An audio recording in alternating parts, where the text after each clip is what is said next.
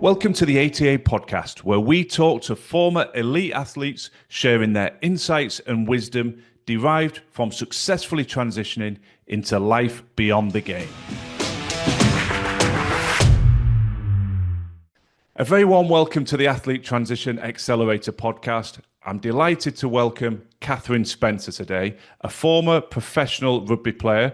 It's going to take a while, this intro, Catherine, so prepare to be embarrassed. A lady who's played over 60 times for England, 18 tries, multiple Six Nations, 6 victories of winning the Six Nations Championship, 5 of them with Grand Slams, 2 World Cups, captain in a final, in an agonisingly close loss to New Zealand, 13-10. Not a bad record. That I probably missed some bits out, Catherine, but first of all, congratulations on a stellar career and a big thank you for sharing your time with us today. It's an absolute pleasure. It's lovely to be here. Thank you. So I know I'm saying it a little bit tongue-in-cheek because nobody ever likes to come onto the podcast and hear about their achievements. And there's an overarching sort of humility with all the guests, and I'm sure you're exactly the same. But that being said, Catherine, humour me with this question. We always like to kick things off, just asking what, now that you've retired and that chapter's behind you, could you pull out one or two of your proudest moments, things that you really look back on with fond memories? I know there was a huge array of achievement there within a collection and a great set of teammates, no doubt. But what resonates to you on that question if I said pull one or two memories out? Oh goodness. I could probably pull 3 actually. Go for it. 2 from England, 1 definitely not from England. So Okay. I'll save that one to the end. Probably with England, one of the most kind of memorable games and was like a real shift for us as a team was when we went away to France and beat them in 2006. So they'd beaten us in 2004 and 2005. They were the best team in Europe at the time. And yeah, we travelled over in 2006. This was Six Nations prior to the World Cup year. We're in a pretty good place with a great pack of forwards. And we beat France. And I mean, I never lost them again when I was playing. Nice. It was a massive moment, but there was a period about 20 minutes. It felt like longer, but I think it was about 20 minutes. We were just defending our line, and France were constantly, picking and going us and hitting us on the line, and we kept them out. And it's probably my favourite 20 minutes ever.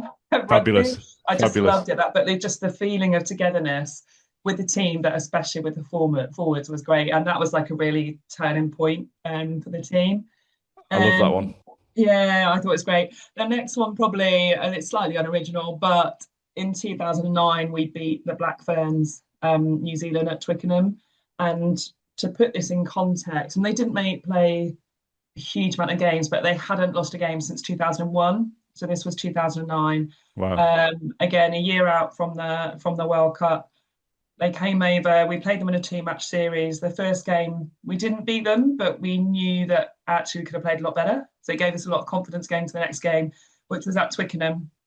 After the men, and it was just a great day. Our warm-up was really disrupted because the referee in the men's game, I think, got injured, and that kind of delayed the game. And Right. actually, in a way, it provided a really nice environment for us because we kind of moved our warm-up into the change room. We had like bikes and rowers, and we were really close together, and we just felt like such a unit going out into the game. And we beat the Black Ferns, and it was a good day for me. We got player of the game and a try, and it was my 50th cap. It was wow. a really What a day. nice. What a day. And it was live on TV. It was a great way to kind of, it was brilliant. But generally for the team, it was just a brilliant moment. And Fabulous. we'll talk about the World Cup later. My third one, I was aged 10 approximately for my minis club. So I played at Folkestone, played on the same team as my twin brother. And when I started, I knew I wanted to do it because I'd, run around in the garden with my brothers and used our landing as a rugby pitch. Yeah. But when I went to the club, I wasn't overly confident. I wasn't that great. I remember we went to play a minis tournament, and what felt like this huge up and under, this massive kick was coming towards me. I was out on the wing. Didn't last there very long. And I remember thinking, right, I'm going to have to do something now. Yeah. And I caught the ball, and then I just ran. And that was the first time I think I did really anything properly proactive on a rugby pitch. And then I think I passed it and someone else scored. And my dad always talks about that moment as well as this kind of like this first really positive moment on a rugby pitch. And that was probably the first time I thought, oh yeah, oh, I could be all Welcome right. to the game. Like, Yeah. yeah, it really Yeah. sticks out in my mind. Yeah, I loved it. love it. It's such a great question to ask, Catherine, because you just sit here and watch and feel the energy. And what, again, credit to you, what a wonderful set of memories that you pulled to the Yeah, fore. And particularly that second one. I mean, we all have moments in our career we regret or elements that you think could have gone slightly better, but it doesn't sound like it can get much better. Beating the All Blacks, 50th cap, scoring a try yeah, and getting the player of the match. I mean, something we'll talk about probably a bit later on as well about transferable skills, but it just rolled off your tongue as you were talking. Your warm up was disrupted. You're playing a team that haven't been defeated for nearly a decade at Twickenham after the men, huge occasion, and you can't do your warm up. And I just think that's one of those oft repeated transferable skills of elite athletes, that ability to adapt. Not that, oh well, we can't perform, we've not won. Well, we'll just go in the changing room. We'll do something totally different. Get on the bikes, get on the rowers, and it didn't compromise your performance. So I think even more special to hear that despite the disruption.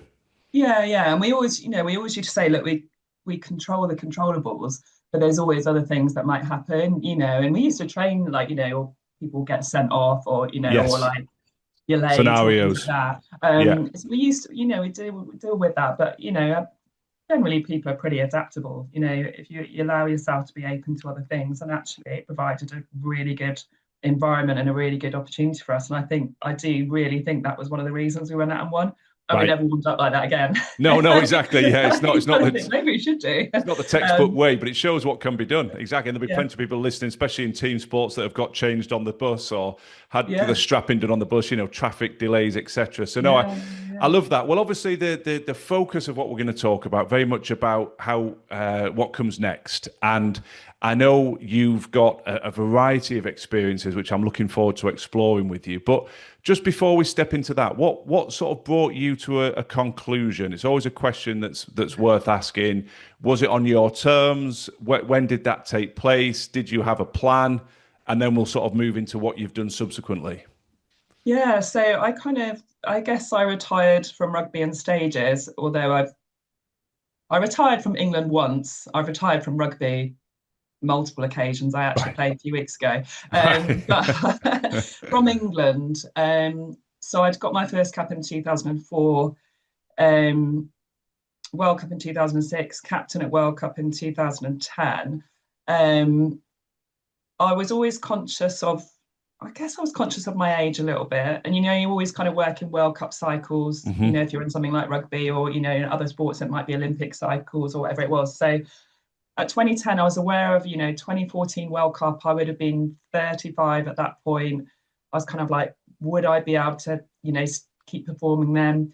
Maybe I want to have kids. That was in the back of my mind. Yeah. It's quite current at the moment with current Red Roses, but there wasn't really that support at that point. Yes. Um, and that was in the back of my mind. But probably the main driver for me was that I wanted to retire while I was really good. Yeah. No. um, you Makes know, sense. relatively speaking, or I wanted to retire on my terms. I didn't want to be hanging on and then either get injured or get some youngster come up and take that shirt. Which probably if I did carry on for another couple of years, it would have happened because Yes. there was some absolute stars that came through. So that was my main driving point, really, that I wanted to retire on my terms. And so I actually didn't think about it too much because I think if I thought about it more, I wouldn't have done it because I Right. loved it. I love playing Right. for England. Which is evident Um, if you're still dusting off your boots and turning out. How's the body feeling now? If you played a couple of weeks ago, do you feel like you've been hit by a yeah. bus? So Or... I retired from England, and then how come was that? I went and played. I moved back to Kent at the same time, which is where I'm from originally, and I thought I'll just play a bit of social rugby with a club near Maidstone. My home club's Folkestone, but they didn't have a women's team at that point. But I'll go and play a bit of social rugby. A few of my old folks and teammates were playing there. Going to have a bit of, going to have a bit of a Yeah. laugh. And so I joined them, and we had a great bunch of players. Then we got promoted. Then we got promoted again. Then we found ourselves in the Premiership. I was like, oh, I'm going to have to train a bit and like go to the gym again. Yeah. And like, it was great. And then our local club became Harlequins, and it set a whole kind of new wave actually for women's rugby. But I always thought, and then I went into coaching a little bit, and then I had a baby like 6 years ago, so I didn't play at all. But then I always thought, you know what, I want my last game of rugby to be with my first club, which was Folkestone. So I played there as a mini, and then I played there with the senior team until the 2006 World Cup, so the start of my England career. Hmm. I always thought I want my last game to be with them. So I contacted them. I was like, just if you're sure, let me know. And they were. So I played a couple of games, just half games, and then the last game I played, I loved it, but I busted my ribs a bit. So Right. I've gone from after that game not playing again to not playing again this season. Yeah. We'll Yeah. see. But it's been lovely for my daughter. She's 6 to watch me play. Of So she course. knows that I used to. So although the recovery does take a little bit longer now. Good for you. No, I love um, it. Well, that's I've really enjoyed it. you framed it perfectly. You have multiple retirements, and you're still not retired. Then listening to you, there's still another final game around the I corner. am But trying to retire. I think it's lovely that you managed to retire on your terms, though, on the Yeah, international side, because yeah, as you'll well know, Catherine, that's a rarity. So I love the articulation. Just wanting to go out on top, which makes perfect sense. So this question is probably going to be a tricky one to keep a concise answer to, because as we've researched you, you've been in multiple different arenas since rugby, teaching and writing and coaching and rugby coaching and development. There's a whole raft of things. So do you want to just give us a sort of 30,000 foot overview, if you will, Catherine? Sort of, you came out of international rugby. Just give us a little bit of a sort of overview of how you've evolved since then, because I think that's always interesting to people who have got this fear, who are still inside their sporting bubble, said, "What can I do? What will I do? I have to yeah, get it exactly right." I'm always yeah. quite excited, if that's the right word, when someone can say, "Oh, I've done multiple things," because you don't have to land on the perfect turnkey solution as soon as you retire. There's nothing wrong with exploring and seeing what fits. So tell us a little bit about what you've done since you retired. Yeah, I absolutely will do. And actually, just very quickly talking about it's great that I retired on my own terms, but then I'm kind of like, should I have made that decision? Anyway, we'll come back to that later. Right. Yeah. So I retired from England 2011. At that point, I was working for the Rugby Football Union and developing the women and girls game, firstly down in the southwest when I was living in Bristol, and then moved over to the southeast. And I obviously love rugby, and I felt kind of passionate about growing the game. Um, but I wanted to do something different. And at the time, 2012, 2013, I was started to go to a few more events, lots of rugby events and dinners and stuff. And great, love them, still love them. Um, every event I went to, they all have a speaker, and it was a male speaker. Great, very good. I was like, hang on, like, firstly, I can do that. I love doing that. And also, I know other women that can do that as well. And Hmm. so I wanted to set up a platform to kind of facilitate that and encourage that. So again, didn't think about it too much, had a house, had a mortgage, but I went to my line manager and said, this is what I'm going to do. And she was like, that's what you should do. If it all goes wrong, sell your house, move back to your parents, you'll be all right. I Yeah. was single at the time, didn't have kids, Right. didn't have a family. So I made that decision. So I left employment to set up my own company, inspiring women. And someone I met through the Rugby Business Network, great guy, helped me at the beginning, set it up as well, which was really, really good. Which is one of the things I've learned now, like it's okay to ask for help. Yeah. It's quite difficult, I think, when you've been in like a high performance sport and you're used to being able to do something and you're in an environment that you know and you're an expert at, sometimes asking for that help when you come out is quite difficult, Yes. and that's okay. It's okay to ask for help. Um, Absolutely. and so that was great. So I ran that Inspiring Women Speaker Agency for 6 years, 2014 to 2020. And then I was doing bits of media work, then commentary, studio Hmm. commentary, which I loved, really enjoyed it. 2020, the world all went a bit different, didn't it? Of course. COVID impacted different people in different ways. And so for my company, which was pretty much reliant on events and live events, it just kind of went to zero really overnight. Yeah. My daughter, I'd had her in 2019. She was a baby. So I thought I'll get a normal job. um, By this time, I'd published my book as well, so that was quite cool. So I Yeah, got that yeah, bit and I done. love the I love title. that. Just share with us the title of that. Yeah, so Mudmall Mascara. Love it. Again, similar to Inspiring Women, though. I'd go into bookshops and I'd see all these memoirs, biographies, all about men. I'm like, what about the women? And I kind of like, I've got quite a cool story to tell about, not winning World Cups and identity and Yeah, this kind of stuff.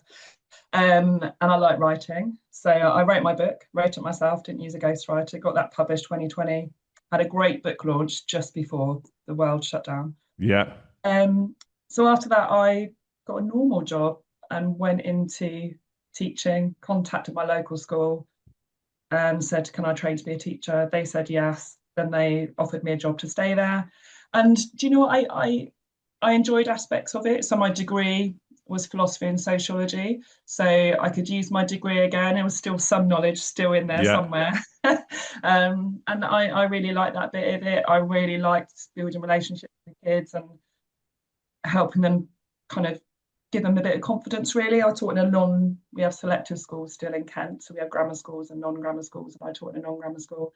Um, and I love that, building the confidence in the kids. But for me, it was a bit of a repressive environment. I couldn't make my own decisions about what I wanted to do. Hmm. And at the same time, women's sport, women's rugby was kind of rocketing, going for the roof. And I was at the World Cup final at Twickenham, which is an incredible experience, and thinking, I need to go for it again. I've got to do it again. I've thought for a while that I wanted to rebuild Inspiring Women again. And I was like, if I don't do it now, I'm never going to do it. So a couple of weeks into term in September, again, didn't think it too much, got a mortgage and a Yeah. child, handed my notice in and just went for it. And I guess that's the kind of the story of my life. It's like, I'll just go for something, I'll make decisions, and then I'll work out how to achieve it. and, Yes. and there's been definitely those moments in my life that if I thought about it more, I wouldn't have done it. Right. And so for me, that's been my real driver. But yeah, it's been a bit of a wibbly wobbly path. And another thing I probably would say is, I retired from in 2011. I found retirement very difficult. What do you do next? Where's your purpose? What are you aiming for? If you don't have purpose, that's for anyone, whether you've been in sport or not, can be a real factor on mental health. What do I do next? What people forget me, Yeah. all these kind of things. So it has been a real wibbly wobbly path, and it's also I didn't achieve what I wanted to achieve, which was to win a World Cup. So it's taken me quite a while to get over that as well. Yeah. But then I think you look back and you look at different points. You think, oh, actually, yeah, I kind of think I got a bit better there, and I got a bit better there. And for me, even though 15 years on, I went in January to the Champions Ball, which was an evening dedicated to the current women's squad celebrating their win at the World Cup. And I wasn't sure if I wanted to be there. And the RFU kindly invited me, and I went, and I loved every minute of it. And I loved sitting there watching the women's team celebrate it. So 15 years on from when I retired, I finally realised that, yeah, I feel okay now. I feel quite Yeah. good. Yeah.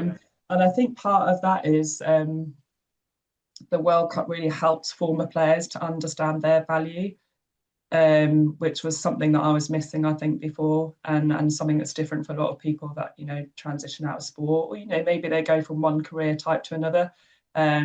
Is like recognizing the value that you've had, and whatever you were trying to do when you were in sport, beyond that, it will lead on to something else. That's not the end. That's No. just the beginning of something else, the next step, whatever that might be. And we might not know exactly where we're aiming for, but we're gonna go somewhere. Yeah, no, it's just I'm just sitting here enjoying every word here, Catherine, because there's so much wisdom in there. I think going back to two or three things I want to revisit. The procrastinators that are listening to this will be inspired by what you said, because we talk with a lot of athletes who are either still inside their sporting discipline or recently out, and that procrastination takes hold. Right, well, I just need this plan to be perfect. Talk to people who are thinking of writing a book as a perfect illustration. I've written it, rewritten it again. I now need to go and get my ghostwriter. I need to do this, I need to do that. Or I've networked this and I need this and I need that. And so actually it's really refreshing to hear, well, I know where I want to be. I'm just going to go for it. I'm just going to go for it. What's the worst that can happen? Then, Yeah, obviously, the counter argument we get, well, yeah, it's okay when you've not got liabilities and commitments. But then as you moved along your timeline, no, now I do have a mortgage. Now I do have a daughter. I do yeah, have commitments. And you still stepped in and had the courage to work it out. So I think that's really powerful to hear. I think the other thing that's really nice, as we said just before you opened up that timeline, is you've gone from working with the RFU, you've coached, you've gone into teaching, but you've had the courage to listen to your intuition, to listen to your yeah, gut, which I think is advice that we can all heed. That Inspiring Women was formed because you listened to your gut. The world changed. Can't control that controllable with COVID, but even though you'd established yourself in teaching, there's that sort of sunk cost fallacy that people get trapped in of, well, I'm a teacher now, so I can't go back. But I like the fact that you've listened to your gut and thought, I feel like I need to revisit this, and had the courage again to step into it. So I think that's another really powerful lesson for anybody listening of your intuition is rarely wrong. You've spent a lifetime sort of honing it. So if there's a message coming through, explore that. And then I just love your candor there. And I wanted just to see how you unpack that around identity, because so many people beat themselves up in our experience that they're annoyed at themselves for struggling. And yet I haven't really met anybody yet that stepped out of the highest level of sport and just done it seamlessly and said, I didn't even look back in any discipline. And one of the most highest profile in rugby in the men's game was Dan Carter. I remember reading about him talking about how much he struggled. So it happens at every level in pretty much every sport. And it takes a bit of time. And you've yeah. just said there, well, 15 years, and now I feel okay. So I think I admire that. And just give me a bit more insight into that point of recognition then, Catherine. Was that based around perhaps how the women's game was perceived? Did that obviously it's exploded in recent years, and rightly so. Did that make the wrestle with your identity harder, that perhaps you'd put so much into it and perhaps it wasn't getting the recognition as a game that it needed? I think so, maybe. I think it was a combination of both. Actually, writing my book was great therapy for me. It was cheaper than an actual therapist. I could Yeah. just sit home and write it. No, I really, I really enjoyed that process. It really made me, and I wanted it to be, really honest and get my real. And that was another thing I wanted to do because it was really tough, and I wanted to put that in print and allow other people to see that and go, oh yeah, it's okay to find this quite hard. And as you say, it's it's pretty much every person that comes out of sport or whatever level finds it tough. Yes. So that was the first thing. Are there But I any other think, tips yeah, that you would share, Catherine, with it that just from your personal journey then that have worked for you? I know the time is a great healer. It sounds cliched, but time it's was it was making sure that I recognized my value. So to come on to your point, that was a mindset thing. That was individual as well. And um, but I think what then helped it was actually the kind of the explosion of women's rugby. Now that Mhm. might not happen in every sport, and it's probably been a good thing that's happened to me. Um, and the kind of the recognition that was given, through the World Cup, there was a lot of talk about, red roses and former red roses, and even little things like in the lining of their jackets, they had all the names of all the previous red roses. I do laugh. Nice. I was probably in an armpit or something, but Yeah. in there. Yeah, you're in there. Um, that was really important. They did like a display of roses in London by the London Eye, all the former red roses. And before this Women's World Cup, I could never remember what my red rose number was. So the Right. number, Yes. the whatever player played for England, I could Yes. never remember it. And if I needed to know it, I'd probably contact the person who got their first cap on the same day as me because I knew I was one after her. Yeah. And I couldn't ever remember. I remember playing in like a old girls game in 2017 at the World Cup in Ireland, just like a Legends game, and we all had to introduce ourselves and say our red rose number. And I was like, I don't know, I don't know what Right. it is. Yeah. Yeah. And then through this World Cup, there was so much focus on it, and I'm like, yeah, oh, I'm red rose 114, and like there's a value that's been put on that now that wasn't there before. So I think it's been a combination of two things. Yes. It's been me working on myself and coming to terms with, not winning World Cups, which is probably the biggest thing for me. I'd Yes.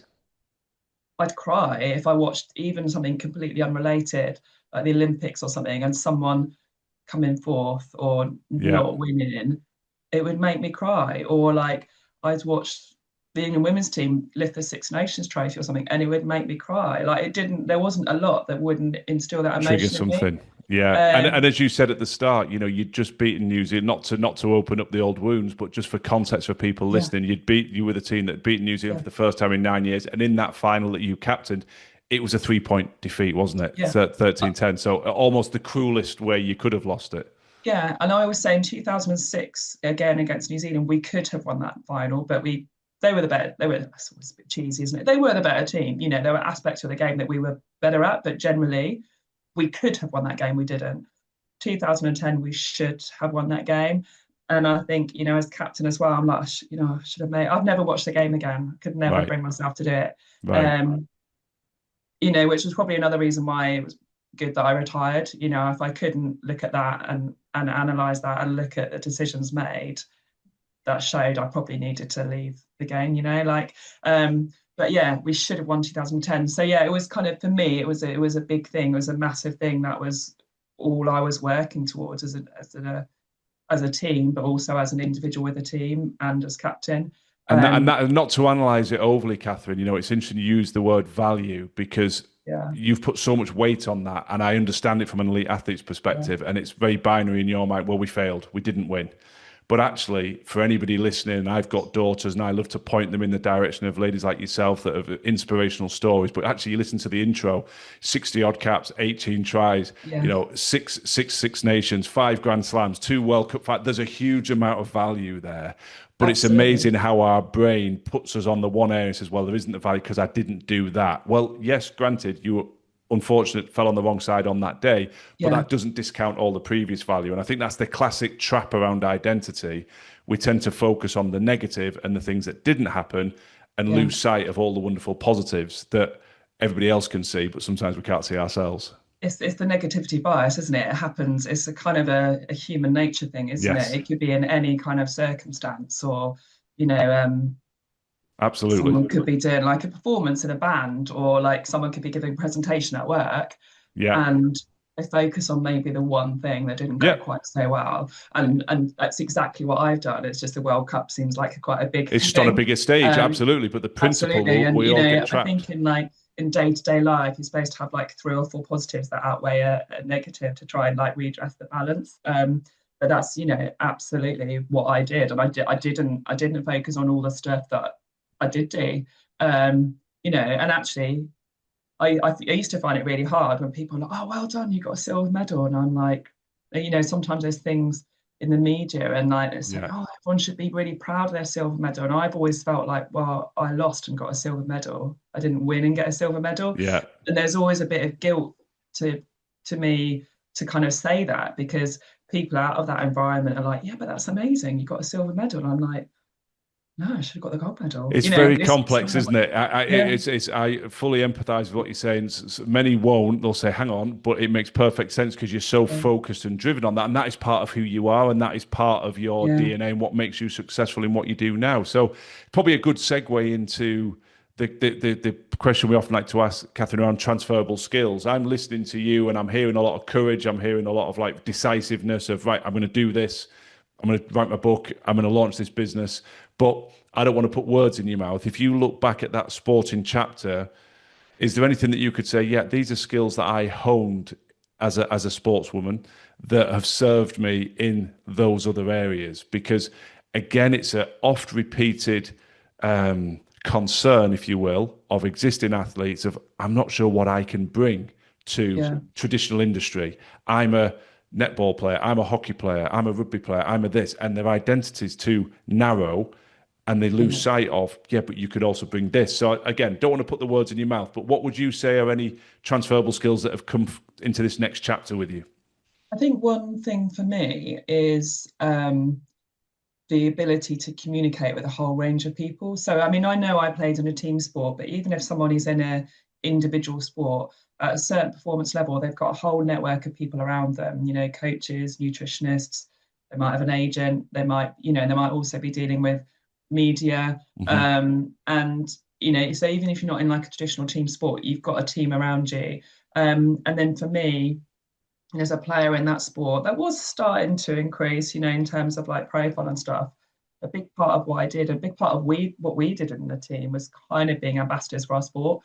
So that ability to communicate something, to be an advocate for it, to explain something. We were explaining a brand, if you like. We were like, this is our brand, women's Yeah. rugby, this is what it is. So that ability to kind of communicate people, and actually I didn't realize I was doing it at the time, building relationships with people, obviously my teammates, but people around that, Hmm. various different stakeholders in sport.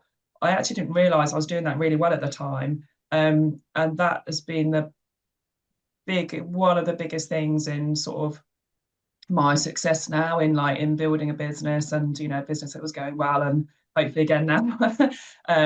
Those relationships, building relationships with people is key. Yes. That makes everything tick, that makes everything work. And I think if you're in that sport environment, you are doing it. um, Hmm. so that for me, that's one of the biggest things that I brought out of it, I think. No, and I didn't want to put that word in your mouth, but obviously where you've gone, speaking, presenting, coaching, writing your book, they're all linked back to communication. Even the Yeah, teaching, as you talked about, yeah, working with young people and raising their yeah, aspiration levels and connecting with them. Both my parents are retired teachers, so I recognize the value. That's so much about the communication style and how you connect with those young people. So it's lovely to hear you say it, because I would probably put that right at the top of the list, because as you said very articulately, it doesn't really matter what discipline you're in. You'll be yeah, surprised how good a communicator you are. And this isn't yeah, being unkind, but as we straddle into industry, there are a lot of very technically competent people in a variety of fields that are not very good at communicating, full yeah, stop. And it holds the environment back. And so when you bring yeah, it former elite sportsmen and women into that environment, they start to raise the bar. They start to have a ripple effect in how they communicate. And particularly when you unpack that and step into feedback and being able to feedback constructively and identify poor performance and underperformance, but do it in a way that keeps people aligned and keeps them on side rather than just causing offense. So I yeah, think communication has so much nuance to it. And hopefully everybody listening will be nodding now, think, well, yeah, actually, I could bring that. yeah. So I When you're think, in, oh, sorry, go on, Catherine. when you're No. in sport, you can't fail to understand that different cogs that make something work. And I've seen it. I've been involved in sort of leadership days, teamwork days, and actually one day with a group of like scientists, and some of them had been like promoted to leadership positions, but they were so kind of in that environment where they just did their job very well, Yeah. just doing their job. And when it came to being in this kind of leadership environment, they didn't have the skill base to kind of have a wider scan, and being perceptive of what was going on around them. And but coming from a sport environment, that's what you're in every day. So you've got this kind of natural, or learn over many years ability to have these like this perception there and these scanners of what else is going around and what else comes into the team. And yeah, so you might be that kind of quiet person in the team. You might not be up there doing the team talk at halftime. You might not be the one that goes and does the media, but you're extremely aware of what of the component parts that make the unit. And so that is the valuable skill in itself. So 100%. whatever part you played in that team is completely transferable to industry or business. Yeah, no, well said, well said. So I think just building on that, Catherine, I always like to sort of, everyone always that cliche, we're always a genius with the benefit of hindsight. Well, there's a lot of people walking the path behind you. So with your benefit of access in hindsight, if you could pull out a do and a don't, if you will, for talking to the existing athletes, men or women, doesn't matter, but whatever sporting discipline people are in, from your perspective, looking back on your journey out of sport, transitioning, is there anything that comes to mind that where you think, do this, it will make that journey a little bit easier or more fulfilling? And is there anything that comes to mind, don't do this, it's going to make that journey a bit more tricky, or slow it down, or not let you get to where you need to be? What comes to mind on that for you? I think for me, I guess a bit linked to what I've been chatting about, so I don't want to sound like a broken record, but do understand the value of your network and your connections. That some people that hadn't been in your environment take years and years and years to build up that kind of network of people around you.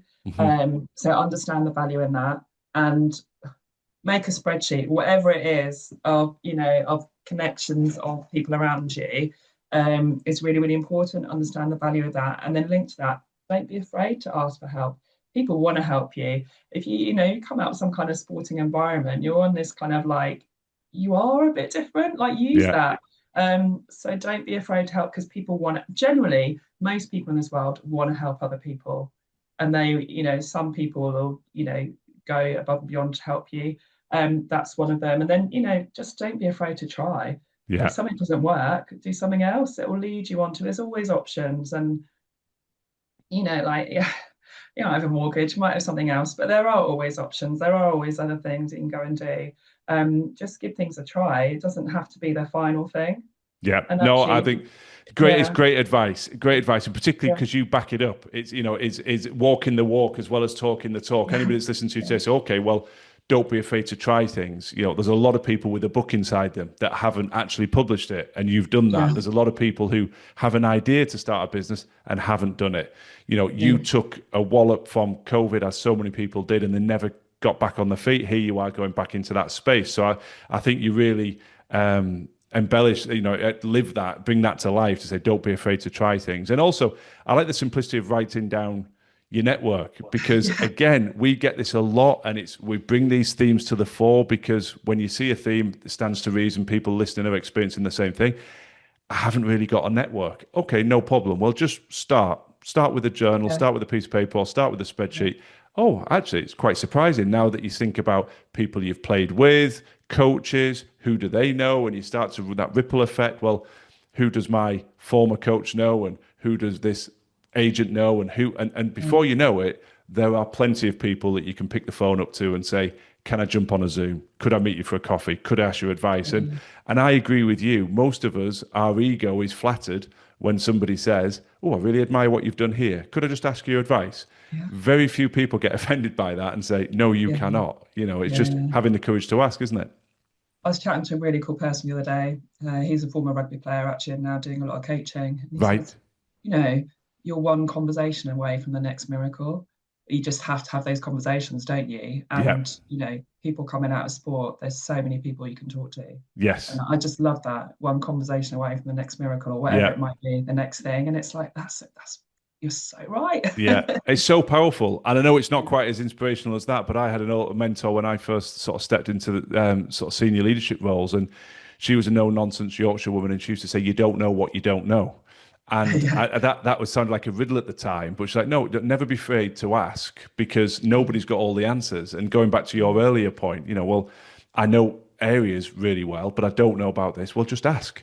yeah, And people's sort of ego gets in the way. Oh, I don't want to show that I don't understand. Well, you're better off to ask the question and fill that gap than suffer yeah. in silence almost. So, Yeah, because coming out of sport, and if someone's come out of high performance sport, they're an expert, absolute expert in what they did. And like mhm. we mentioned this earlier, didn't we? So then starting again in something else is tricky, it's difficult, and you're Yes, used to knowing everything, and then you yeah, don't. I mean, the likelihood is you'll pick it up pretty quickly. You've been in that kind of environment where you're kind of good at learning things, you're used to being coached, you're kind of like you yes. will pick things up quickly, probably more perhaps than, well, I don't know, I hate saying the average person, but No, you're but pretty you're good right. stretch. So You're right. There is it's a natural propensity to being coached and taking and receiving yeah, feedback that does give former athletes an advantage. You're right, yeah. Catherine.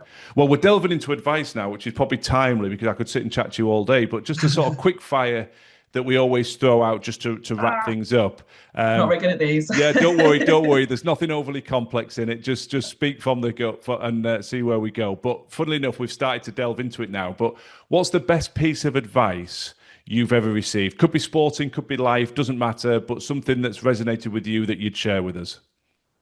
Oh my goodness. I think probably what I've just said to you actually, like it's because it's really impactful on what I'm doing now and sorry, this is not quick fire. I told you I wasn't very good at these, No, no, but no, that it's kind of, fine. you're just one conversation away. You're like, it's so true. And like, but you to just have the conversations. Don't be afraid to have those conversations, and shape them to where you want. So, yeah, Yep. No, it's a good have the one. That was quick conversations. enough. That was quick enough, and it's a good one. It's a great piece of advice. Now, this one you can't nominate your own book, by the way. We've already given that a plug. But that one aside, is there another book that's had a particular impact on you? Again, it doesn't have to be sporting related, but just something that you might recommend to say, "Well, I enjoyed that. That resonated with me." I don't know if it's one I'd recommend because I don't know if it's still in the stores. But when I was younger, I read Sally Gunnell's book.